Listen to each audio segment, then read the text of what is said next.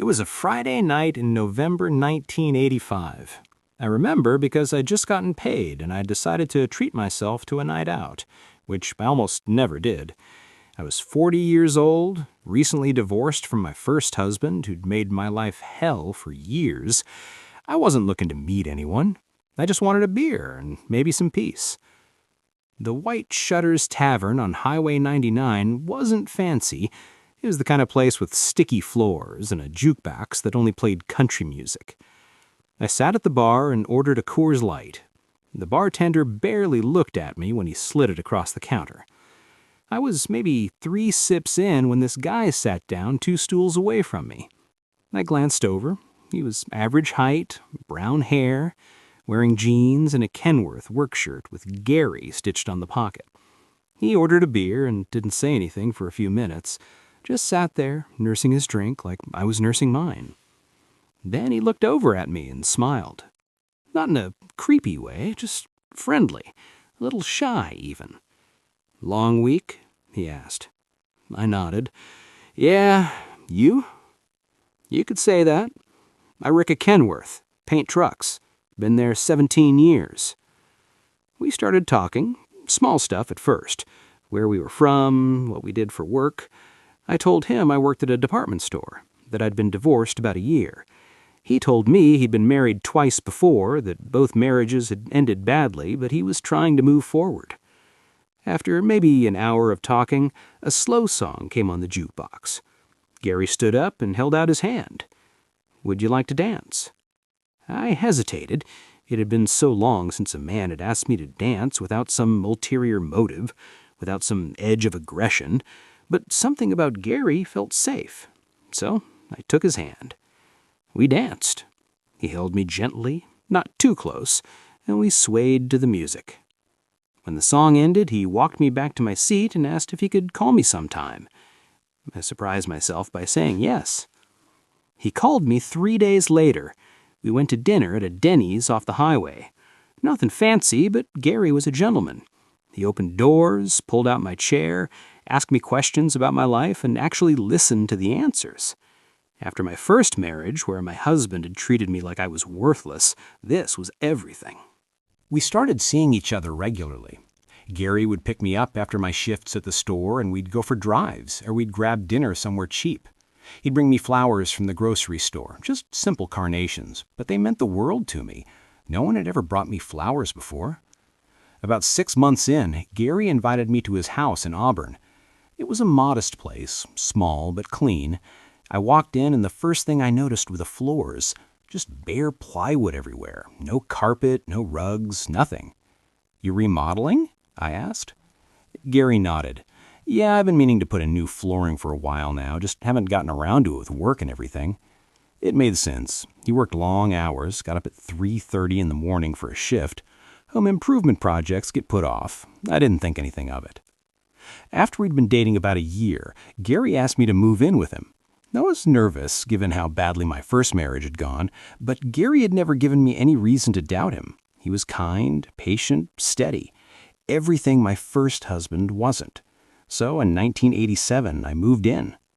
Living with Gary was easy. We fell into a routine pretty quickly. Every night before bed, I'd make him a dozen peanut butter and jelly sandwiches and stick them in the freezer. Then in the morning, I'd pack his lunchbox with a frozen sandwich, some chips, a Coke. I'd tuck little notes in there sometimes, just dumb stuff like, "Have a great day," or a smiley face. Every single morning, Gary would kiss me goodbye before he left for work. It didn't matter if I was still half asleep or if he was running late. He'd lean down, kiss my forehead, and whisper, "Love you, Judy. See you tonight." That became the most reliable thing in my world. No matter what else was happening, I knew Gary would be there, steady and constant, kissing me goodbye every morning at 3:30. We got married on November 20th, 1988. Small ceremony, just close friends and family. I was 43, he was 39, and standing there saying my vows, I genuinely believed I'd found my person. After everything I'd been through, I'd finally found someone who would treat me right. Our married life was simple. We didn't have much money, but we didn't need it. On weekends, we'd take long walks together or ride bikes through the neighborhood. Gary had this goofy mutt he'd had for years, and watching him be so gentle with that dog just reinforced everything I thought I knew about him. He was kind. He was good. Gary was religious, too. Every night before bed, he'd read from his Bible. Sometimes he'd read passages out loud to me, talk about redemption and being a better person. He went to church most Sundays, volunteered to help neighbors with yard work. People in our community loved him. The only thing that was slightly unusual was his work schedule. Gary would leave super early, like 3 or 4 in the morning sometimes. He'd tell me he wanted to get overtime pay, especially after we bought our house in 1997. The house was more than we could really afford, and Gary insisted he could handle the extra hours to make the payments. So when he left early or came home late, I never questioned it. He was working hard for us. That's what I thought. Sometimes he'd come home with dirt under his fingernails.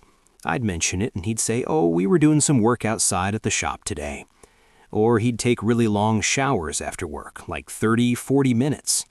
I figured he was just tired, just unwinding after a long shift. Years went by like this, 1988, 89, 90, all the way through the 90s. We celebrated anniversaries, we had quiet dinners, we watched TV together every night with Gary's dogs sprawled across our laps. If anything, I loved him more as time went on. I thought I knew everything about him. I knew he liked country music and hated spicy food. I knew about the scar on his arm from a welding accident. I knew he had nightmares sometimes, and I'd hold him until they passed. I knew he fell asleep watching TV every night, that he cried during sad movies even though he tried to hide it. I thought I knew him. November 30th, 2001. That was the day everything ended. It started like any other Friday. I woke up around 9, which was late for me, but Gary had already left for work hours before. Same goodbye kiss, same "love you, Judy," whispered in the dark. I got up, made coffee, and decided to clean out the garage. We'd been accumulating stuff over the years, and it was time to organize. I was out there sorting through boxes when I heard a knock at the front door. I figured it was a delivery or maybe a neighbor. I walked through the house and opened the door. 2 men in suits stood there. Detectives, I realized, immediately from the badges clipped to their belts. "Are you Judith Mawson Ridgway?" one of them asked. My heart started pounding. Had something happened to Gary? Was there an accident at work? "Yes, that's me. Is everything okay?" The detective's face didn't change. "Mrs. Ridgway, your husband was arrested this morning. We need to ask you some questions." I actually laughed. It was such an absurd statement that laughing was the only response that made sense. "Arrested? For what? There must be some mistake. Gary's at work." "No, ma'am. He was arrested at Kenworth this morning. Can we come inside?" I stepped back and let them in, my mind racing. What could Gary have possibly done? A traffic violation? Some problem with his truck? It had to be a misunderstanding. We sat down in the living room. My hands were shaking. One of the detectives pulled out a notepad. "Mrs. Ridgway, we need to ask you about your husband's whereabouts over the past 15 years, specifically when he claimed to be working overtime or leaving early for work." "I don't understand. What is this about?" The other detective leaned forward. "Your husband has been arrested in connection with the Green River case." The room tilted. I felt like the floor had dropped out from under me. "No," I said. "No, that's impossible. You have the wrong person. Gary would never hurt anyone." But they hadn't made a mistake. They started showing me evidence, DNA matches, witness statements, names of women, bodies found near the Green River, near Highway 99, the same highway where Gary and I had met that night at the White Shutters. I kept shaking my head. This isn't possible. Gary's gentle. He's kind. He reads the Bible. He helps neighbors. This is wrong. They asked me questions for over an hour. Did I ever notice Gary coming home at strange hours? Did he ever have unexplained absences? Did I ever find anything unusual in the house? And I kept saying no. No, nothing was unusual. No, Gary was normal. He was good. This was all a terrible, terrible mistake. They left eventually, but told me more detectives would want to talk to me. They told me not to leave town. And then they were gone. and I was sitting alone in my living room trying to process what they just told me. It couldn't be true. It couldn't be. If you are finding these stories as disturbing as I am, consider subscribing, because the reality is often far more terrifying than fiction, and understanding how these things happen might be the only thing that keeps us safe. I called to Gary's work. They told me he'd been taken into custody that morning. I called a lawyer. I called friends. Everyone was as shocked as I was. Gary? The Green River Killer? Impossible! They let me visit him in jail 3 days later. I was terrified, not of Gary, but of what this was doing to him. I walked into that visiting room expecting to find him broken, destroyed by these false accusations. But when Gary looked at me through that glass, his eyes were the same kind eyes I'd always known. Same gentle expression, same shy smile. I picked up the phone. He picked up his. "Judy," he said, and his voice cracked. "I didn't do this. They've got it all wrong. I swear to you I'm innocent." Tears started running down my face. "I know. I told them they had the wrong person. We'll figure this out. We'll get you out of here." "I love you," he said. "You know that, right? I love you so much." "I love you too." For 2 years I stood by him. I visited him every week. I wrote him letters. I told anyone who would listen that the police had arrested the wrong man. My friends believed me. They'd seen how good Gary was, how kind. This had to be a mistake. Then, in 2003, Gary's lawyer called me, asked me to come into his office, said there was something important I needed to know. I went in thinking maybe they'd finally found evidence to prove Gary's innocence. Maybe this nightmare was finally over. I sat down across from my lawyer. He looked uncomfortable, wouldn't meet my eyes. "Judith, Gary has decided to take a plea deal. He's going to confess." My stomach dropped. "What? No, he's innocent. Why would he confess if he's innocent?" "He wants to avoid the death penalty. If he tells them where the bodies are, gives them full details, they won't seek execution." "But he didn't do anything. He can't confess to something he didn't do." The lawyer finally looked at me. "Judith, Gary did do it. He's been telling me details that only the killer would know. He's going to confess to everything." I felt like I was going to throw up. "I need to see him." They arranged a meeting. I sat across from Gary in that little room and I looked at him, this man I'd loved for 16 years, and I asked him point blank, "Did you do it? Tell me the truth." Gary was quiet for a long moment. Then he nodded. "Yes, I did it. All of it." I started crying, not quiet tears, but these horrible, gasping sobs that I couldn't control. "How many?" I managed to ask. 48 that I confessed to. Maybe more, I lost count. The room was spinning. I put my head between my knees because I thought I was going to pass out. "How could you?" I whispered. "How could you do this to those women, to their families, to me?" "I don't know," Gary said. His voice was so calm, so matter-of-fact. "I just had this thing I needed to do. But I loved you, Judy. That part was real." I looked up at him. "When? When were you doing this?" "Mostly before we got married. After we got married, only 3 times. You made me happy. I didn't need to do it as much when I had you." I felt bile rising in my throat. The police had told me some of this already, but hearing it from Gary, hearing him admit it so casually, like he was talking about a hobby.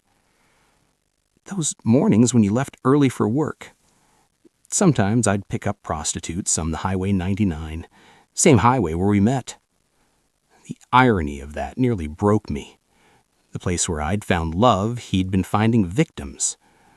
The long showers when he came home, I had to clean up. The dirt under your fingernails. I was burying bodies, Judy, near the Green River and wooded areas. Sometimes I'd go back days later and do things to the bodies. I stood up. I couldn't listen to any more. I couldn't breathe. I left that room, and I haven't spoken to Gary since. The full details came out during his confession, How he'd strangle these women, sometimes with his bare hands, sometimes with ligatures. How he'd have sex with their corpses. How he'd return to the bodies again and again. How he'd kept jewelry as trophies, little pieces of the women he'd murdered. The police told me about the carpets, those missing carpets in the house when I'd first moved in. He'd use them to wrap bodies. That's why there were no carpets.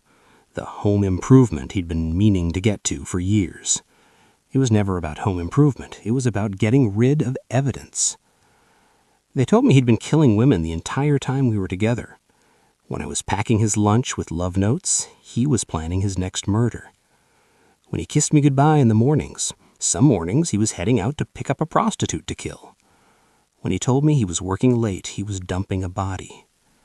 And I'd believed him every time. I'd never questioned, never suspected, never saw any sign. I divorced him immediately. But even now, more than 20 years later, I can still feel that goodbye kiss on my forehead. I can still hear him saying, "Love you, Judy," in the dark. And every time I remember it, I want to scream. Because that kiss was real to me. My love was real. But what was his love? I'll never know. And that's almost harder than anything else.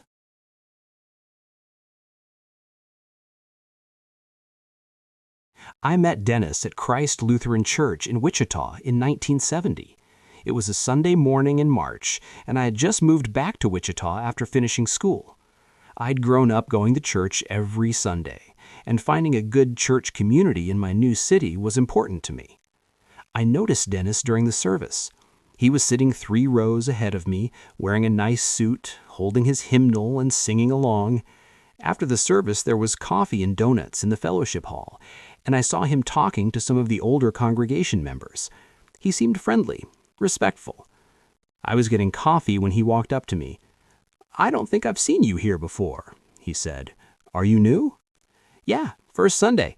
I just moved to Wichita for work." "Well, welcome. I'm Dennis Rader." We shook hands.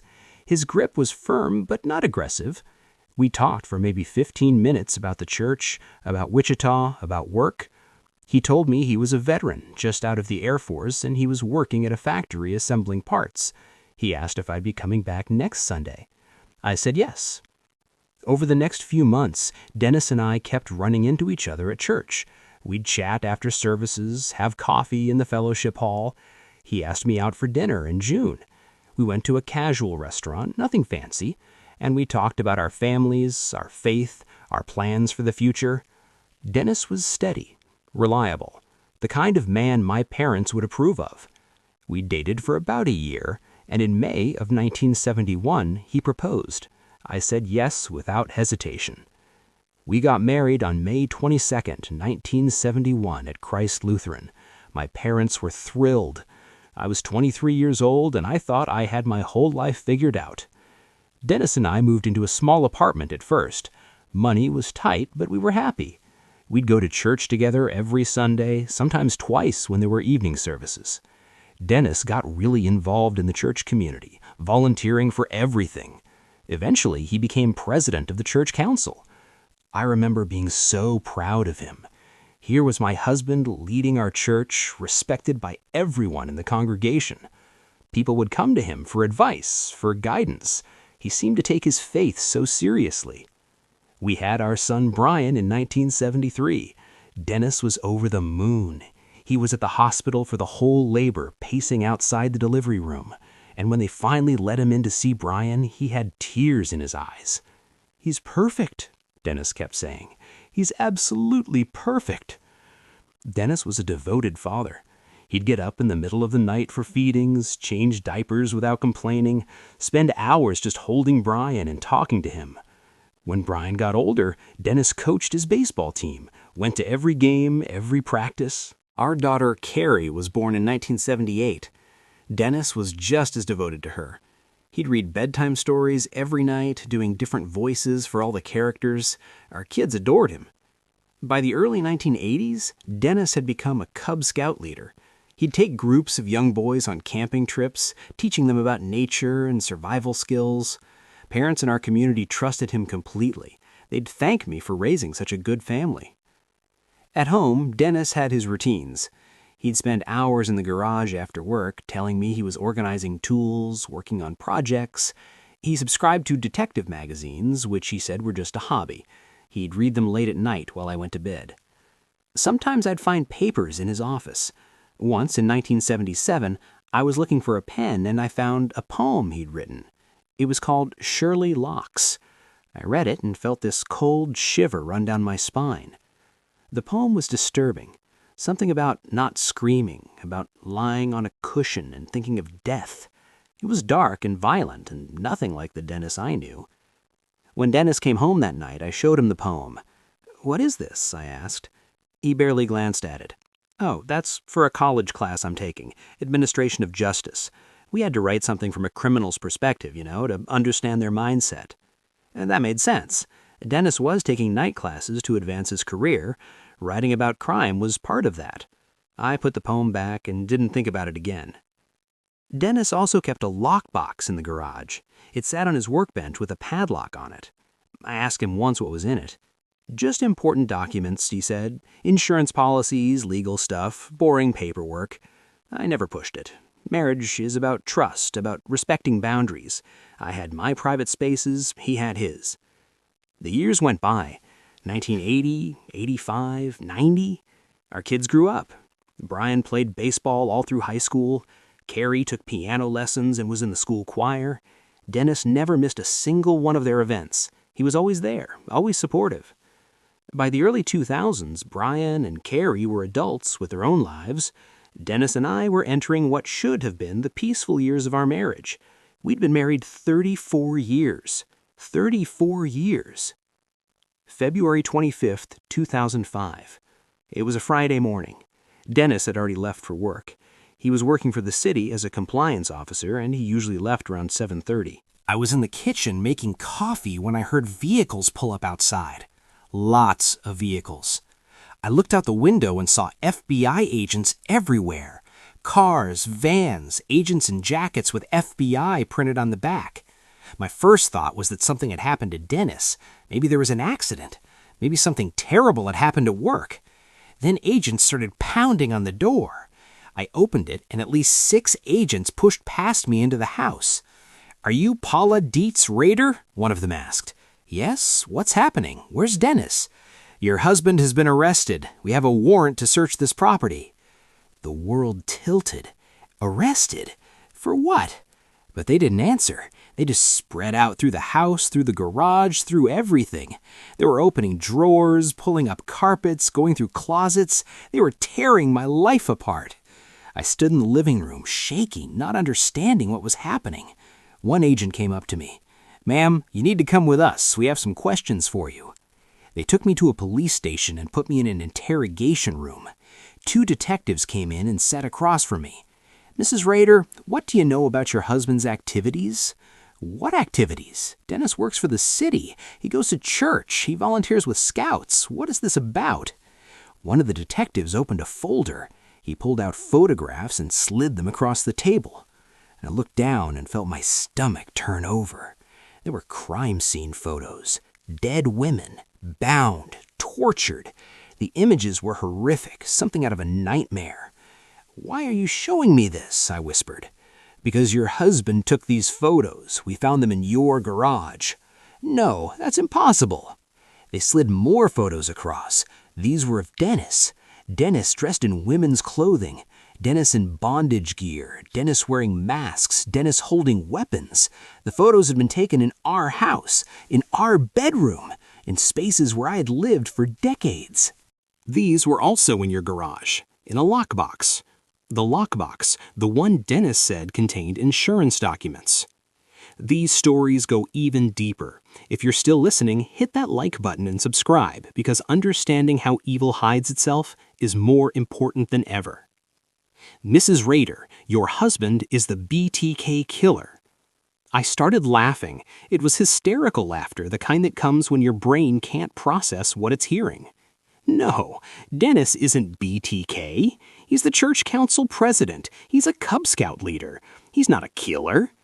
But they kept showing me evidence.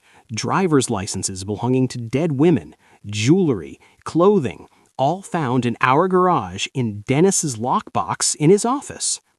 They told me Dennis had murdered 10 people between 1974 and 1991, that he'd broken into homes, bound his victims, tortured them, strangled them, that he'd taken photographs of them, that he'd sent letters to police bragging about what he'd done. They showed me one of those letters. The spelling was terrible, full of mistakes.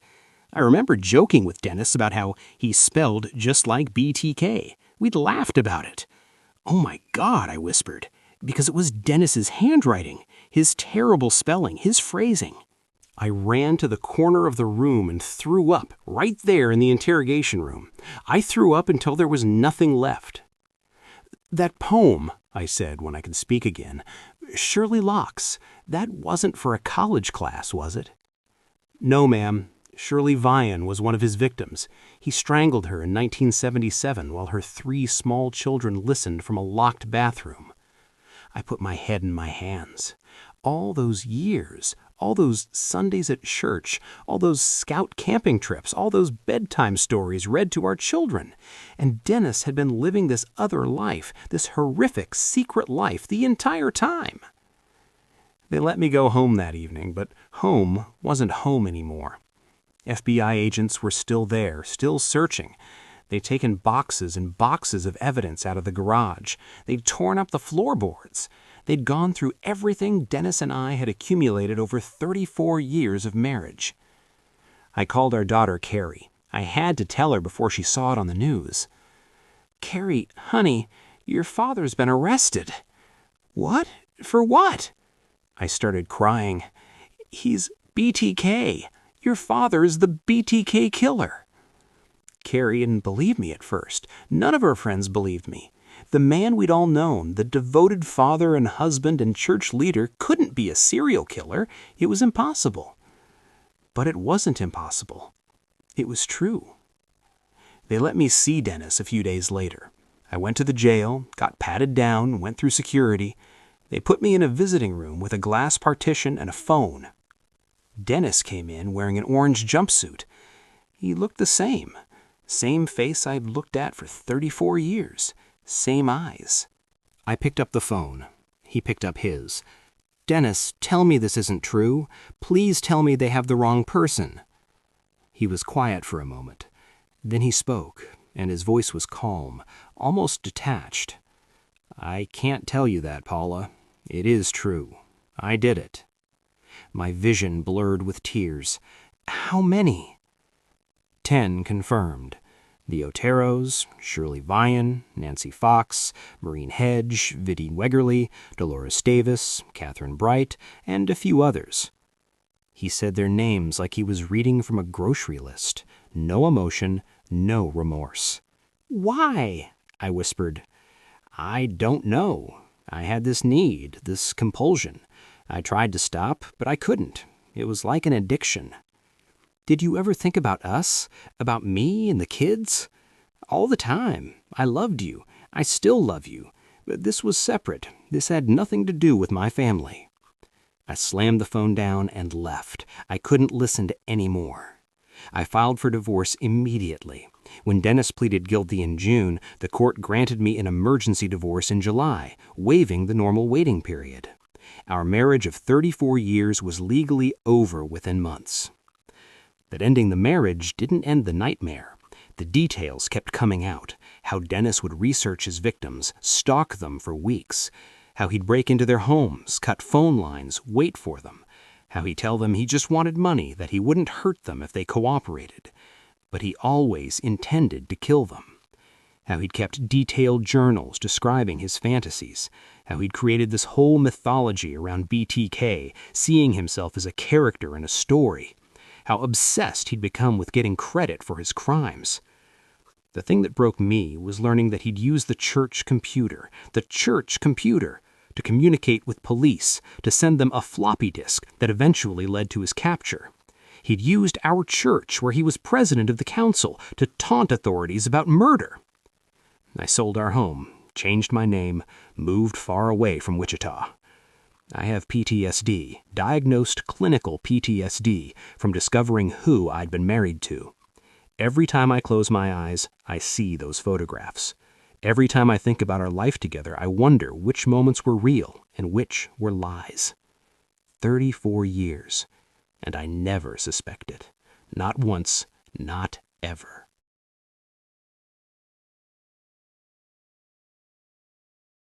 I'd known John since we were teenagers. We'd even gone on one date when we were 16, back in 1954. It was nothing serious, just kids going to a movie together.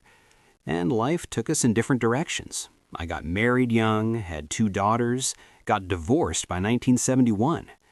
Being a single mother in the early 70s was hard. I was working full-time but barely making rent. My ex-husband didn't help with child support. I was struggling, honestly wondering how I was going to keep a roof over our heads. Then in early 1972, I ran into John Gacy at a mutual friend's house. We hadn't seen each other in almost 20 years, but he recognized me right away. Carol? Carol Brooks? I turned, and there he was. John had filled out since high school, but I recognized that smile. John Gacy? Oh my God, it's been forever. We caught up. He told me he owned his own construction business now, PDM Contractors, that he owned a house in Norwood Park, that he'd been married once but was divorced now. When I mentioned I was also divorced and struggling with rent, John's mother, who was living with him, spoke up. "You should come stay with us," she said. "We have plenty of room, and it would be nice to have some company." I hesitated. I barely knew John anymore, but I was desperate, so I said yes. My daughters and I moved into John's house at 8213 West Summerdale Avenue in April of 1972. It was a nice ranch-style house, clean and well-maintained. John was incredibly generous, refusing to let me pay rent. He'd take my daughters out for ice cream, play games with them. They loved him. John's mother would tell me stories about what a good son he was, how hard he worked, and I could see it. John would leave at 6 in the morning for construction jobs and sometimes not come home until 8 or 9 at night. But he was always cheerful, always had time to talk to the girls. Over a few months, John and I grew closer. He made me laugh. He was kind to my daughters. He seemed like a good man who'd had some hard luck and was rebuilding his life. When he asked me to marry him in June, I said yes. We got married on July 1st, 1972. My daughters were thrilled to have a father figure who actually cared about them. At first, everything seemed fine, but then I started noticing things. The first thing was that John's intimate interest in me basically disappeared after the wedding. We'd go weeks without any physical contact. When I tried to initiate anything, he'd push me away or make excuses. He was tired, he was stressed about work, he wasn't feeling well, always something. I confronted him about it maybe 2 months into the marriage. "John, is something wrong? Did I do something?" He got angry. Not violent, but his voice got sharp in a way that scared me. "There's nothing wrong. I'm just tired. Stop nagging me about it." I backed off. But it continued. Months would go by with no intimacy at all. I felt rejected, unwanted. Then there was the smell. God, that smell. It started maybe 6 months after we got married. At first it was faint, just this weird odor that I'd notice occasionally, but within a few months it was constant and overwhelming. It smelled like death, like something had died and was rotting away. The smell seemed to be coming from the crawl space beneath the house. On hot days it was unbearable. I'd walk in the front door and the stench would hit me immediately. "John, we need to do something about this smell. I think something died under the house. It's probably mice. I'll take care of it." But he didn't take care of it. The smell got worse. My mother would come over to visit and she'd complain constantly. "Carol, it smells like a dead animal in here. You need to call someone." I'd mention it to John again and he'd get irritated. I said, "I'll handle it. Stop nagging me." He started pouring bags of lime down into the crawl space. He said it would absorb the smell. Sometimes it would help for a day or two, then the smell would come back even stronger. My daughters didn't seem as bothered by it as I was. Kids adjust to things. But that smell haunted me. It was always there, this constant presence in our home that I couldn't escape. John also became increasingly secretive. He'd spend hours locked in the garage. If I knocked on the door, he'd yell at me not to come in. He said he was working on construction plans, doing his bookkeeping, but the way he guarded that space felt wrong. Young men started coming to the house at all hours. John said they were employees, guys who worked for PDM contractors. They'd show up at midnight, at 2 in the morning, and John would take them out to the garage. "Why are they coming so late?" I asked once. "Construction doesn't follow normal hours. They need to pick up supplies for morning jobs. It's normal." But it didn't feel normal. These young men would come around regularly for a few weeks, and then suddenly I'd never see them again. One kid, maybe 17 or 18, actually lived with us for a few weeks in the spare room. John said he'd hired him and was giving him a place to stay. The kid seemed nice enough. Then one day he was just gone. "Where'd he go?" I asked John. "He took off, probably went back home to his family. Kids these days don't have any work ethic." But something about it nagged at me. I also started finding things. Wallets and drawers that didn't belong to John. Driver's licenses with photos of young men I'd never met. "John, whose wallet is this?"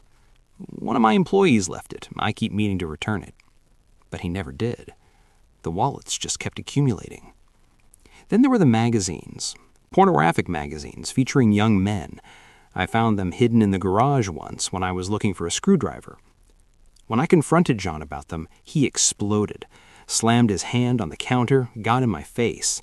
"You have no right to go through my things. What I do in my private time is none of your business." The rage in his voice frightened me into silence. I didn't bring it up again. By 1975, our marriage was essentially over. We barely spoke. The house constantly smelled like death. John was out most nights, sometimes not coming home until dawn. In October, I told him I wanted a divorce. "Fine," he said. He didn't fight it, didn't ask me to reconsider, just fine. We continued living together through those awful months until the divorce was finalized in March 1976. The day the papers came through, I packed up my daughters and got out of that house. I felt like I'd escaped something, though I didn't know what.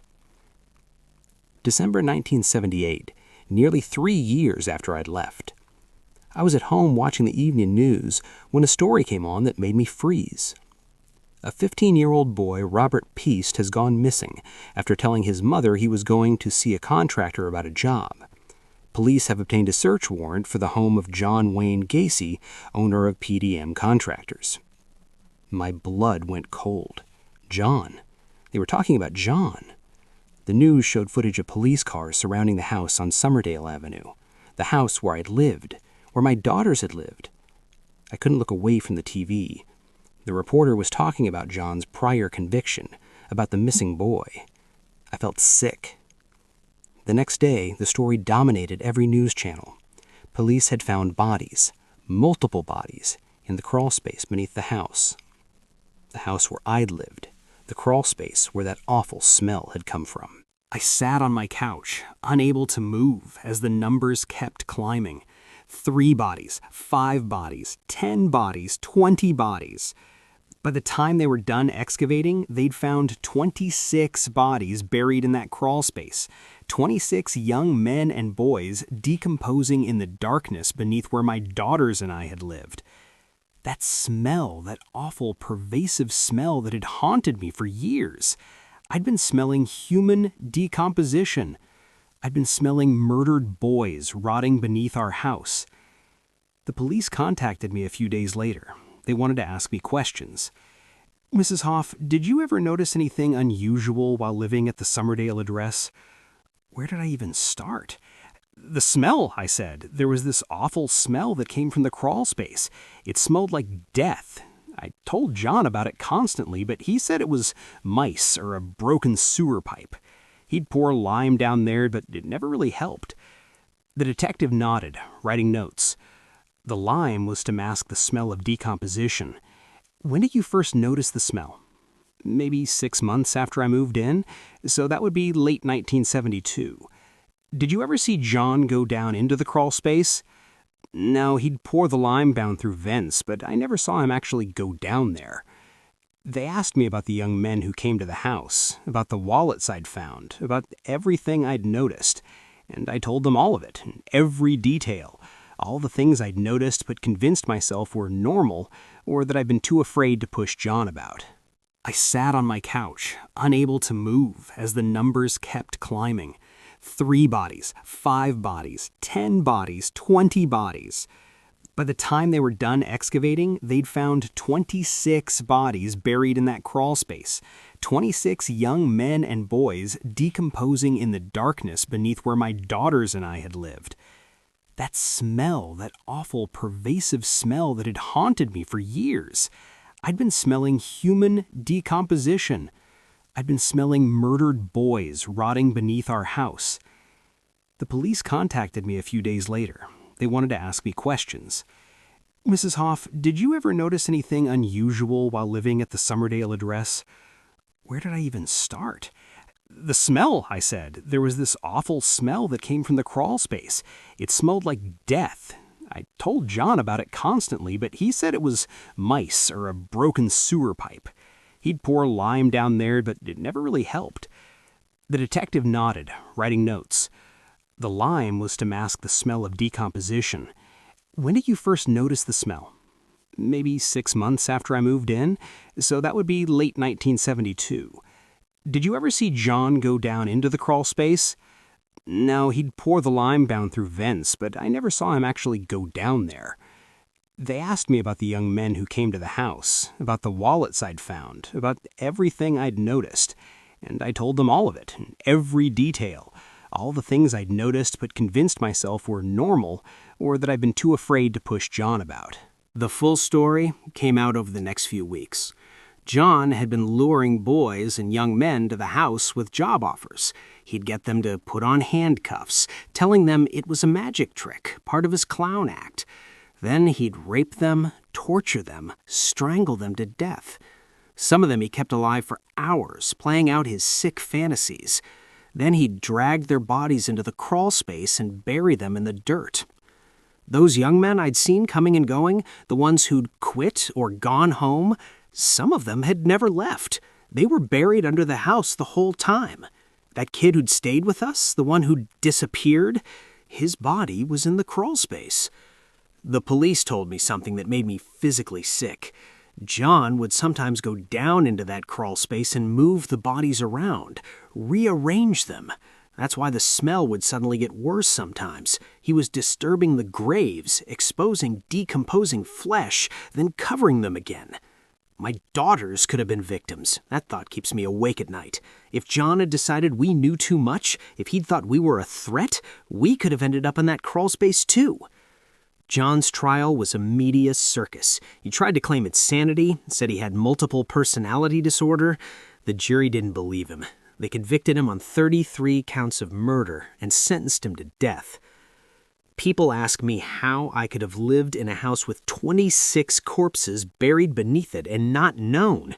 And I understand the question, but you have to understand I did know something was wrong. I smelled death, literally smelled it. But my brain wouldn't go to murdered bodies. You think broken pipe. You think dead mice. You don't think your husband is a serial killer.